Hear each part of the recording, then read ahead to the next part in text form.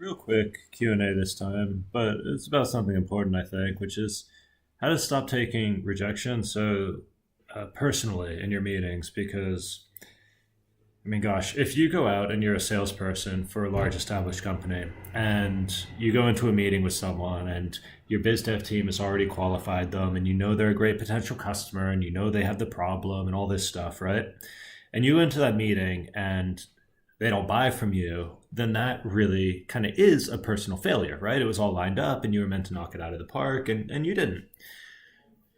And we kind of carry that same feeling over to when we're doing early startup conversations, but the same logic does not apply. It's a totally different scenario. And this is kind of murky and emotional, but I'm going to do my best to explain my thinking on it. So, when you're selling an existing product, it's like you've got one dimension you're trying to fix. Like you know what the problem is and you know what the who the customer is, and you're just trying to like the bit you have to figure out is convince them that it's right for them. When you're doing startup conversations, it's more like docking a spacecraft where there's three dimensions of movement, like pitch, yaw, roll, whatever, because you're actually not sure who the customer is. And you're not totally sure what the product is, and you're not quite sure how to sell it. So you can go into a meeting and it's like you're trying to align these three things, in all these different dimensions. And there's so many circumstances where you can do everything right and you're just talking to the wrong customer. Or you're talking to exactly the right customer, but you've brought them kind of the wrong value proposition or the wrong type of product. And stuff like that is not your fault. Like, that's a responsibility of the company, and it's something that you refine and you fix over time. You gradually like get these three things more and more aligned. You come in. If you ever watched spaceships docking to the International Space Station, it's super cool, right? And it's like they get this dimension right, then they get this dimension right, and then they're able to meet. If you don't have that stuff right and you try to just force it by being like, I'm going to just sell the crap out of this, then you just crash and it doesn't go well. And the worst thing is, like, let's say you oversell so much and you end up getting a client before you're ready for it, but you haven't figured out the customer or the product totally yet. Well, this sucks because now you've got a big important customer who you promised the world to, and they're going to be really expensive to support because you sold them something one-off that other customers don't want.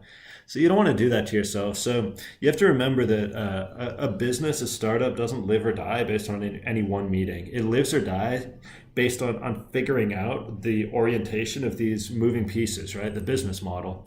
And so you can have a terrible meeting. You're like, wow, they did not want to buy that at all. We totally whiffed it. And that's actually okay because you're getting this one dimension a little bit closer to the right answer.